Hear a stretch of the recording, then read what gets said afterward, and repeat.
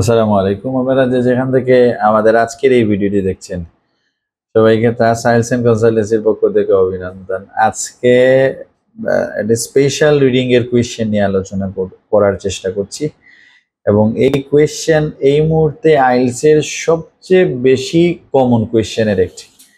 আমার কাছে মনে হয় যে ফিল ইন দ্য গ্যাপস যেরকম ভেরি কমন, মানে থাকবেই 40টা কোয়েশ্চেনের মধ্যে ফিল ইন দ্য গ্যাপস যেরকম যে কোনো একটা প্যাসেজে, সেটা আইদার জিটি হোক বা একাডেমিক হোক, থাকবেই ঠিক একইভাবে আজকের যে কোয়েশ্চেন নিয়ে আলোচনা করছি সেটিও কিন্তু আপনার থাকবে। আচ্ছা, এই কোয়েশ্চেনের যেটি স্পেশালিটি হচ্ছে, এটা কোয়েশ্চেনের নাম হচ্ছে হুইচ প্যারা কন্টেইন, এবং কোয়েশ্চেনের যদি আপনারা লিস্ট অফ হেডিং নিয়ে কাজ করেন আর এই হুইচ প্যারা কন্টেইন কাজ করেন, দেখবেন ঠিক একটা আরেকটার বিপরীত অবস্থা, মানে ঠিক অপোজিট ট্রেন্ডে আছে।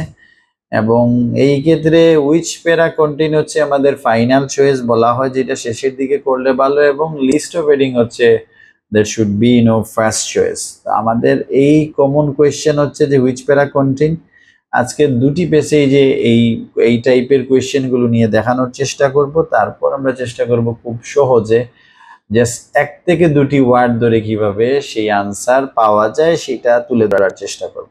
তার আগে এটা গল্প আপনাদেরকে শেয়ার করার চেষ্টা করছি। গল্পটি আপনাদের খুবই ফেভারিট, যেটা হচ্ছে যে বিড়ালের গলায় ঘন্টা বাঁধবে কে। আপনারা এই গল্পটি শুনেছেন যে বিড়ালের গলায় ঘন্টা, ঘন্টা বাঁধবে কেন? ঘন্টা বাঁধার কারণ হচ্ছে যে সব ইঁদুরদেরকে আসলে বিড়াল মেরে ফেলে। সো যার ফলে সব ইঁদুর একসাথে বসে তারা প্ল্যান করলো যে যদি আমরা এইভাবে এক একজন মারা যাওয়ার চেয়ে সবাই যদি এক হয়ে বিড়ালের গলায় একটা ঘন্টা বাঁধিয়ে দেয়, তাহলে বিড়াল যখনই আমাদেরকে আক্রমণ করতে আসবে তখনই দেখা যাবে ঘন্টার সাউন্ড বাজবে এবং আমরা আমাদের নিরাপদ জায়গায় চলে যেতে পারবো। সবাই এই প্ল্যান শুনে বেশ চমৎকার আইডিয়া, হাততালি দিল, সবাই খুশি যে হ্যাঁ। কিন্তু কোয়েশ্চেন হচ্ছে যে এই কাজটি বিড়ালের গলায় যে ঘন্টা, বা স্কুলে ঘন্টা বাজাতাম, একটা ক্লাসের পর আর একটা ক্লাসের সময়ের মাঝখানে ঘন্টা দেওয়া হতো, সেই ঘন্টা বাজানোর কাজটি এই ইঁদুর দিয়েই আসলে করতে হবে। এখন ইঁদুরের মধ্যে মানে কে এই সাহস দেখাবে যে সে আসলে মানে ঘন্টা বাঁধবে? সেজন্য প্ল্যানটা খুবই নাইস, বাট সেটার এক্সিকিউশন বা বাস্তবায়ন বা ইমপ্লিমেন্টেশন যাই বলেন, সেটা আসলে কখনো সম্ভব হয়নি, বিদায় বিড়ালের গলায় আর ঘন্টা বাঁধা হয়নি। তা আমাদের আজকের যে কোয়েশ্চেন সেটা হচ্ছে হুইচ প্যারা কন্টেইন। এটা যখন আপনারা আনসারে যাবেন, ধরেন আমরা যখনই আনসারে নিয়ে যাব বা আনসার আপনি যখন দেখবেন, তখন মনে হবে আচ্ছা এত সহজ কোয়েশ্চেন, এইটা কি আবার পড়তে হয়? এটা তো দিলেই হবে। কিন্তু কোয়েশ্চেন হচ্ছে যে আপনি যে এই প্যারায় যাবেন, এইটা আসলে আপনাকে কে বলে দেবে যে আপনি এই প্যারাতে যান, এই প্যারাতে গেলেই আনসার পাবে? এই কাজটি আমি বলবো যে কিছুটা হলেও ডিফিকাল্ট, এবং সেটার জন্য আপনাকে অবশ্যই পরিশ্রম করতে হবে। এবং তার জন্য আমরা আজকে সহজে কিভাবে এই আনসারটি করতে পারেন এটা আমরা দেখানোর চেষ্টা করছি। ফিল ইন দ্য গ্যাপস এর পরে সবচেয়ে কমন কোয়েশ্চেন, এবং এটা থাকবেই, একাধিক প্যাসেজেও থাকতে পারে। নর্মালি এটা আজকে যদি আমরা একটু বিশ্লেষণ করি, ক্যামব্রিজ 19 নিয়ে কাজ করার চেষ্টা করছি, তো সো সেইখানে দেখবেন সেকেন্ড প্যাসেজে আসলে এই টাইপের কোয়েশ্চেন গুলো দেয়া হয়েছে। সো আমরা একটু প্রথমে কোয়েশ্চেন গুলো আপনাদেরকে দেখানোর চেষ্টা করছি। কোয়েশ্চেন হচ্ছে লেখা আছে, দেখেন, which paragraph contain the following information. নিচের এই ইনফরমেশন কোন প্যারাগ্রাফ কন্টেইন করে? আচ্ছা, তারপরে আছে আপনার write the correct letter H in boxes 14 to 17 on your answer sheet. Answer sheet থেকে সেটি করবেন। কোয়েশ্চেন আছে এখানে 4টি কোয়েশ্চেন আছে, 14, 15, 16, 17। এখন যখনই ধরেন এখানে কোন প্যারার মধ্যে এটা আছে, আমরা ওই প্যারাটি জাস্ট লিখে দেব, এবং এটা আজকে সলভ করে আপনাদের দেখানোর চেষ্টা করব। তার আগে আমরা আরেকটি পেসেজে চলে যাই। এই পেসেজটির নাম ছিল the global importance of wetland, মানে হচ্ছে সারা পৃথিবী জুড়ে হাওর বাওরের গুরুত্ব। ওয়েটল্যান্ড মানে হচ্ছে যেখানে পানি সংরক্ষণ, মানে প্রিজার্ভিং। সো ওয়েটল্যান্ড মানে হচ্ছে যেখানে পানি আসলে প্রিজার্ভ থাকে। যে বন্যার সিজনে আমাদের দেশে বন্যা হওয়ার কারণ হচ্ছে এখন যে পানি, এই বৃষ্টি দেওয়ার পর পানিগুলো থাকবে, এই পরিমাণ নিচু বা ওয়েটল্যান্ডের অভাব, যার ফলে দেখা যাচ্ছে যে আসলে প্রবলেম হচ্ছে, আমাদের ফ্লাড হয়ে যাচ্ছে। এটার ইম্পর্টেন্সটা নিয়ে কথা বলা হয়েছে, গ্লোবাল ইম্পর্টেন্স অফ ওয়েটল্যান্ড। তো সেখানে অনেকগুলো প্যারা, শর্ত হচ্ছে আপনার প্যারাতে বি সি ডি এরকম থাকবে, যেমন প্যারা এ আছে, ভি আছে, সি আছে, ডি আছে, ই আছে, এফ, তারপরে হচ্ছে জি এবং এইচ। তাহলে দুটি টাইপের কোয়েশ্চেনের জন্য ডেফিনেটলি প্যারাতে এবিসিডি দেয়া থাকবে, এটা হচ্ছে লিস্ট অফ হেডিং। আর আজকে আমরা যেটি করতেছি হুইচ প্যারা কন্টেইন উইদাউট, অনেক সময় দেখা যাবে প্যারা থাকবে একটার পর আরেকটা প্যারা, এবিসি গুলো দেয়া থাকবে না, ওই প্যাসেজগুলো কম্পারেটিভলি ইজি। আর এই ধরনের প্যারা আলাদা এবিসিডি দেয়া থাকলে এখানে অনেক স্টোরি থাকে, অনেক ধরনের কথাবার্তা থাকে, যেমন দেখবেন গ্লোবাল নিয়ে কিন্তু শেষ হবে দেখবেন ঠিক অন্য কিছু নিয়ে, অনেক ইনফরমেশন থাকে। তো এত ইনফরমেশন আমাদের মাথায় রাখাটা, অল্প সময়ে রাখাটা একটু ডিফিকাল্ট, বাট এটা অভ্যাস করে নিতে হবে। আচ্ছা, আমরা দেখলাম এবং কোয়েশ্চেন ছিল 14 থেকে 17। এই কোয়েশ্চেন করবো, অন্যান্য কোয়েশ্চেন আছে যেটা হচ্ছে ফিল ইন দ্য গ্যাপস আছে, তারপরে হচ্ছে ম্যাচিং ইনফরমেশন আছে, সেটা অন্য কোনো একটা ক্লাসে আমরা চেষ্টা করব। আজকে আমরা যে হুইচ প্যারা কন্টেইন এটার উপরই কাজ করার চেষ্টা করছি। নেক্সট পেসেজ হচ্ছে এটাও পানি সংক্রান্ত, ডিপ সি মাইনিং, মানে হচ্ছে গভীর সমুদ্রে যে মাইনিং খনিগুলো আছে সেটা নিয়ে, সেটা হচ্ছে সেকেন্ড পেসেজ। সেকেন্ড পেসেজের কোয়েশ্চেন আপনাদের জানা আছে 14 to 26 হয়, সেইটার জন্য বলা হয় 20 মিনিট আছে, আপনার ইচ্ছা। সো এখানেও দেখেন প্যারা আছে এ বি সি, এগুলো থাকতেই হবে এই কোয়েশ্চেনের জন্য, ডি, তারপরে হচ্ছে E and F, okay F পর্যন্ত। এবং কোয়েশ্চেন আছে দেখেন লেখা আছে which paragraph contain the following information, এবং এখানে কোয়েশ্চেন আছে 14 to 17। আচ্ছা, সো এই জায়গাগুলো নিয়ে কাজ করব। যেহেতু দুটি পেসেজে আছে, আমরা আজকে ফার্স্ট পেসেজের কোয়েশ্চেনগুলো সলভ করার চেষ্টা করছি। সেকেন্ড পেসেজ হয়তো আপনারা যেহেতু নাম জেনেছেন, এটা নিজে নিজে ট্রাই করবেন। আমরা যে পলিসি ওয়ান ওয়ার্ড ধরে করানোর চেষ্টা করছি, এটা দেখতে পারেন। তবে যাদের স্কোর কিন্তু 6 আপ পেতে যাচ্ছেন, আমরা বারবার বলছি, তারা কিন্তু একটু সাবধান থাকবেন এই ধরনের ট্রিক্সগুলোর থেকে, আদারওয়াইজ আপনি লুজার হতে পারেন। তবে টাইম যদি একান্ত কোনো কারণে টাইম চলে গেছে, তাতে আমি বলবো যে এই প্রসেসটি আপনি কাজে লাগাতে পারেন। আদারওয়াইজ আমি বলবো যে এটা it's not a good process. আর যারা একদম স্টার্টার, তাদের আসলে ওইটা ছাড়া অল্টারনেটিভ কোনো উপায়ও নাই। এইভাবে করেন, আস্তে আস্তে যখন ইংরেজিটা আপনার আস্তে আস্তে ইংরেজি যখন আপনার অনুকূলে চলে আসবে, যে আপনি এটাকে কন্ট্রোল করতে পারছেন, দেন আমার মনে হয় এই সমস্যাটা আর থাকবে না। এখানে কোয়েশ্চেন আছে 14 to 17 আছে। এখানে আমরা কোয়েশ্চেন পড়ে নিচ্ছি ফার্স্ট 14, 15, 16, 17। এখানে একটু চেঞ্জ করে আমি পড়ে নেব। আমি 15 দিয়ে শুরু করছি। The proportion of wetland which have already been lost. So এখানে যেহেতু ওয়েটল্যান্ডের কথা আছে, আমি এখানে লস শব্দটি নিলাম আমাদের কিওয়ার্ড হিসাবে, এবং নিয়ে আমরা চেষ্টা করব যে ওয়েটল্যান্ডের যে প্রপোর্শন তো আপনারা জানেন, পার্সেন্টেজ বা পরিমাণ বা রেট যাই বলেন, ওয়েটল্যান্ড প্রপোর্শন এটা নিতে পারেন, আর সেটার পরিমাণটা লস্ট হয়েছে, এই হচ্ছে আমাদের। এবং এটা ধরে যদি আমরা খুঁজতে থাকি, এই যে আমি বলছিলাম বিড়ালের গলায় ঘন্টা বাঁধবে কে, এই গল্পটা এখানে বুঝবো। আমি কিন্তু খুঁজবো প্যারাতে। এখন আমাকে কোয়েশ্চেন করতে পারেন যে para B C D F G H পর্যন্ত আপনি এতগুলো বাদ দিয়ে কেন? আমি তো অন্যান্য কোয়েশ্চেনগুলো যখন সলভ করেছি, ওইখানে কিছুটা আমার আইডিয়া হয়েছে যে প্যারা এতে এই ব্যাপারে কথা আছে। তা আপনাদের কিন্তু এই জায়গায় আপনারা যখন অন্য কোয়েশ্চেন পড়বেন, যেহেতু আমরা বলছি এটা ফাইনাল চয়েস, হুইচ প্যারা কন্টেইন সবার শেষে করবেন, তার মানে আগে যখন ফিল ইন দ্য গ্যাপস করবেন বা আদার্স কোয়েশ্চেনগুলো করবেন, ডেফিনেটলি আপনার কিছু ইনফরমেশন গ্যাদার্ড হবে। তো সেইখান থেকে আমরা যদি ওয়ান ওয়ার্ডে পড়ি, একদম দেখেন আমরা মাঝামাঝি চলে আসলাম। Half of the world's wetland have disappeared since 1990s, converted or destroyed for commercial development, drainage schemes and the extraction of minerals and pits আরো ডিটেইলস সহজে এখানে লেখা আছে half of the world's wetland, তার মানে এখানে ছিল প্রপোর্শন অফ ওয়েটল্যান্ড, তাহলে ওয়েটল্যান্ডের প্রপোর্শনের হাফ, তার মানে 50%। তাহলে প্রপোর্শন এখানে আমরা পার্সেন্টেজ বলতে পারি 50% বা 50%, 50 প্রপোর্শন অফ 50 মানে অর্ধেক বা রেশিও অফ 50, মানে যেটা যেভাবে বলেন ওইটাকে রেশিও 50 বা প্রপোর্শন অফ 50 না বলে বলছে half of the world's wetland. তার মানে ওয়েটল্যান্ড বা এই যে হাওড় বা জলাধার, সেটার অর্ধেক হ্যাভ ডিসঅ্যাপিয়ার্ড, সেটা ডিসঅ্যাপিয়ার্ড হয়ে গেছে। সো এখানে লস্টের সিনোনিম হচ্ছে আপনার ডিসঅ্যাপিয়ার্ড। এখানে যদি আপনি লস দিয়ে বুঝতে পারেন, ডিসঅ্যাপিয়ার্ড দিয়ে বুঝতে পারেন, ভেরি গুড। যদি একান্ত সমস্যা, তাহলে ডেস্ট্রয়েড ওয়ার্ডটি আছে, সেটিকেও কাজে লাগাতে পারেন। তাহলে আমাদের কাজ হচ্ছে যে বিড়ালের গলায় ঘন্টা বাঁধা, আপনার ওই অন্যান্য কোয়েশ্চেন পড়ার সময় কিছুটা আইডিয়াস নিতে হবে কোন কোন জায়গায় থাকতে পারে। এবং ফাইনালি ওয়ান ওয়ার্ড আমরা ধরেছিলাম লস্ট আর প্রপোর্শন অফ ওয়েটল্যান্ড, এখানে পেলাম যে হ্যাঁ প্রপোর্শন অফ ওয়েটল্যান্ডের পরিবর্তে বলছে half of the world wetlands are have disappeared, টেন্সের মিল আছে, প্রেজেন্ট পারফেক্ট ওইটা আছে। সো আমরা ডিসঅ্যাপিয়ার্ড হয়েছিল, লস্ট হয়েছে। তো আমরা কোয়েশ্চেন নাম্বার 15-এ বা 15 যে জায়গায় আনসার পেলাম সেটি হচ্ছে প্যারা এ, ওইখানে গিয়ে জাস্ট এটা লিখলেই আমাদের হয়ে যাবে। কোয়েশ্চেন নাম্বার 15-এ আমরা গিয়ে লিখব এ।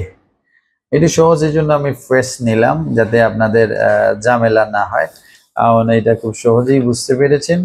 এভাবে পরে কোয়েশ্চেন আছে বাকি থাকলো 14, 16 এবং 17। অলরাইট, সো আরেকটি কোয়েশ্চেন যদি আমরা একটু আপনাদের সহজ করে বোঝানোর জন্য পড়াচ্ছি, সো এটা আপনাদের মতো করবেন। আমি এখানে 17-এ চলে যাচ্ছি।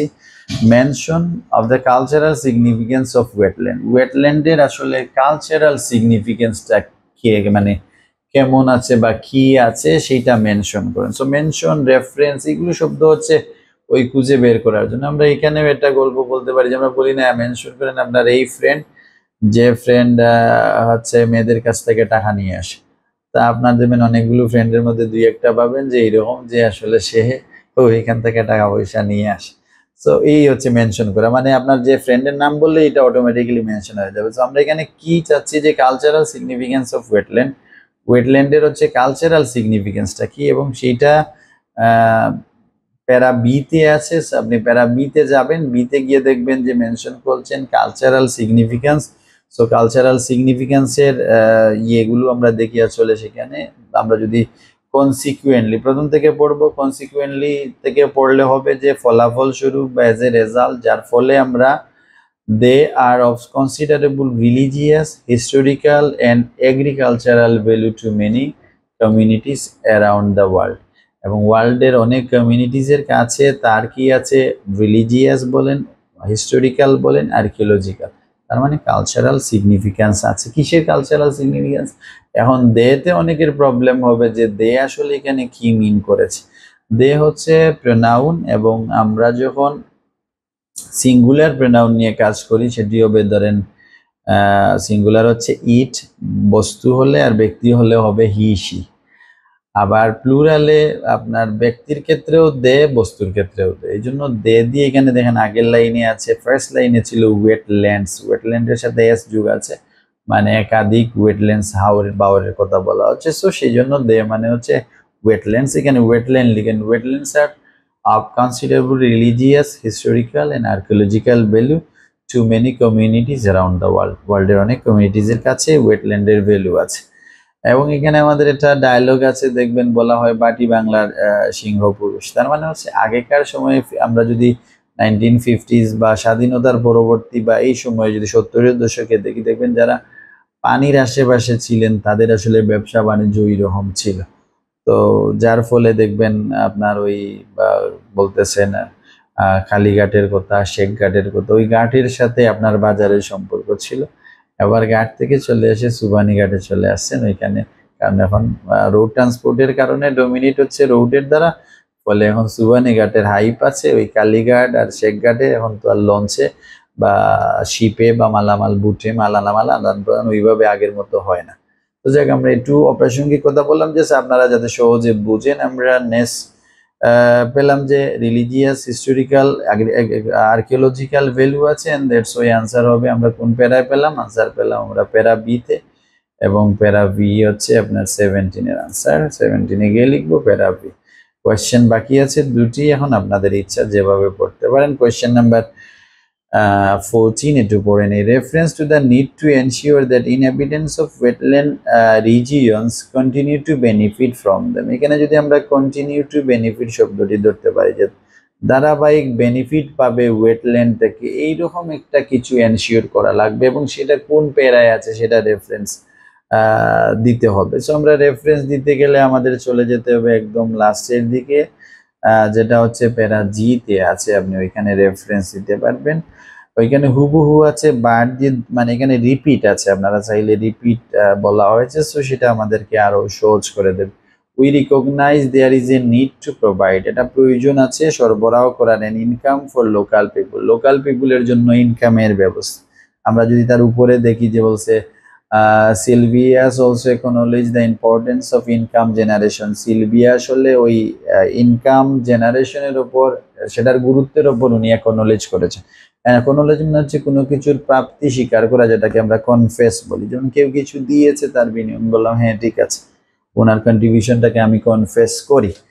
অলরাইট, সো এর পরের লাইনে আরো আছে this approach is supported by IWMI, এটা উপরে দেয়া আছে আইডব্লিউএমআই, এটা short form. The idea is that the people in a developing countryর people, এই যে আইডিয়াটা উইল প্রোটেক্ট ওয়েটল্যান্ড, তারা এই যে হাওর বাওয়ার সেটাকে সংরক্ষণ করবে if they value and provide from them, যদি সেখানে তাদের কাছে ভ্যালু ক্রিয়েট করা যায়, আর সরি ইফ দে ভ্যালু, যদি সেটাতে মূল্যায়ন করা যায়, অ্যান্ড প্রফিট ফ্রম দেম, সেখান থেকে আয় রোজগারের ব্যবস্থা করা যায়। এখন দেখবেন হাওরে প্ল্যান করা হচ্ছে যে এখানে ধান চাষের পরিবর্তে মাছ চাষের ব্যবস্থা করা যায় কিনা না, তাতে আমরা জমি ভরাট বা জমিতে বা জমির মধ্যে চেঞ্জ না নিয়ে আসার মানে সুযোগ থাকবে, এবং আরো প্রয়োজনে কিছুটা গভীর করা হবে যাতে সেখানে এই কাজটা করা যায়, তাতে পানি সংরক্ষণ করা যাবে, বিশেষ করে সামার সিজন বা এই যে এখন বর্ষাকালের সিজনে আছে। আমরা এটা পেলাম যে, এবং এটা যে প্যারায় পেলাম সেটা হচ্ছে প্যারা জি, হ্যাঁ প্রফিটের ব্যাপার স্যাপার আছে, লেনদেন টাকা পয়সা, and that's why প্যারা কোয়েশ্চেন নাম্বার 14 এর আনসার হচ্ছে প্যারা জি, আমরা জিতে পেলাম। এন্ড ফাইনাল কোয়েশ্চেন সেটি হচ্ছে question number 60, sorry, reference to the idea that people are beginning to appreciate the value of wetland, reference করেন এমন আইডিয়া যেখানে পিপুলরা ওয়েটল্যান্ডের ভ্যালুকে অ্যাপ্রিসিয়েট করতে শুরু করেছে, মানে তারা এই যে হাওর বাওয়ারের গুরুত্ব তাৎপর্য বুঝে এবং সেটাকে অ্যাপ্রিসিয়েট করে। বাংলাদেশে এখন মানুষ অ্যাপ্রিসিয়েট করছে। অলরাইট, তাহলে আমরা ওই প্যারাটা যাই, এবং এটা হচ্ছে ফাইনাল প্যারা। আমরা গিয়ে দেখবো যে ফাইনাল প্যারায় fortunes of wetland would be improved যদি more government recognise their long term value, যদি গভর্নমেন্ট রিকগনাইজ করে, আচ্ছা তাহলে বলা হচ্ছে যে ওদেরকে কি করতে অ্যাপ্রিসিয়েট করতে শুরু করেছে। এখানে দেখেন বলা হচ্ছে and goes on to explain that some countries place মানে হচ্ছে দেয়া, গুরুত্ব দেয়া, মানে দেয়া এ হাই প্রায়োরিটি, তারা অধিক গুরুত্ব দিচ্ছে অন রেস্টোরিং ওয়েটল্যান্ড, মানে এই যে হাওর বাওর বা ওয়েটল্যান্ড পানির জায়গাগুলোকে সংরক্ষণ বা রেস্টোর করার জন্য সেই জায়গাগুলোকে তারা প্রায়োরিটি দিচ্ছে। সো আমরা দেখলাম যে তার মানে বিগিনিং টু অ্যাপ্রিসিয়েট, তারা অ্যাপ্রিসিয়েট করতে শুরু করেছে। ভেরি ইজি, বাট আপনাকে যেতে হবে ওইভাবে যে এই প্যারায় আছে। সো সেটার জন্য ভেরি সিম্পল টাস্ক হচ্ছে স্ক্যানিং আর স্কিমিং। এখন যেহেতু পেন দিয়ে ইউজ করেন, চটচট করে দাগ দিয়ে প্যারাগুলো মার্ক করে করে একদম অল্প সময়ে চেষ্টা করবেন, সিগনিফিক্যান্ট বা কি নোটসগুলো নিলেন, আর হোপফুলি আমার মনে হয় এইভাবে অল্প 1 ওয়ার্ড 2 ওয়ার্ড ধরে ধরে আনসার করে নেবেন। আর যাদের অবস্থা অ্যাবাভ 6 তারা যাতে আপনারা আপনাদের মতো করেন, বাট ইনিশিয়াল স্টেজে এগুলো ভেরি, বা কোনো কারণে সময় যদি চলে যায় এই পলিসিটা দেখতে পারেন। তবে আমাদের বিয়েটা ইউটিউব চ্যানেল বলেন বা ফেসবুকে আমাদের রিচ খুবই অল্প, সেটার দায়িত্ব কিন্তু আপনাদের। আমরা চাই যে আমরা আপনাদেরকে পছন্দ করি, আপনারা ইনবক্স করতে পারেন যে কোনো টাইপের কোয়েশ্চেন। আমি চেষ্টা করবো, আমার তো অনেক বছর হতো আমি নিজেকে ওইভাবে মেলে ধরতে পারিনি। 15-16 বছর থেকে আইএলটিএস নিয়ে কাজ করতেছি, হয়তো 15-16 জনও ছিলেন।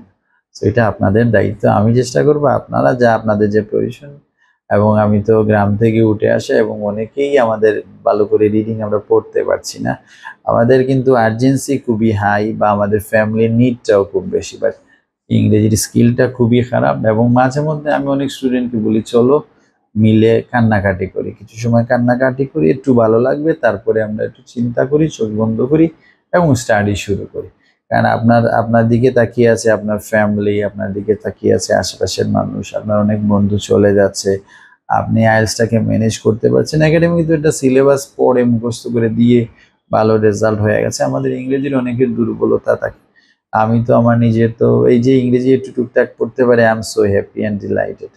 সো কারণ কি, আমি তো যাদের মুনজেরিন শাহিদ ওদের এ লেভেল ও লেভেল, তারপরে ঢাকা ইউনিভার্সিটি, ওরা স্টার্টিংই ছিল ওইভাবে। আমরা তো I was born in village, ওইখান থেকে ভালো করে এখনো দেখবেন প্রচুর ওয়ার্ড ভুল টুল হয়। সো এই জায়গা থেকে এসে I think I have come, এবং আপনাদেরকে আমি এই জন্য আপনাদের ফিলিংসটা বুঝি, চেষ্টা করবো ইনশাল্লাহ আপনাদের উপযোগী করে ক্লাসগুলো নেওয়ার। তবে আপনারা একটু চেষ্টা করবেন শেয়ার কেয়ার করার। আল্লাহ হাফিজ, সবাই ভালো থাকবেন, টেক কেয়ার।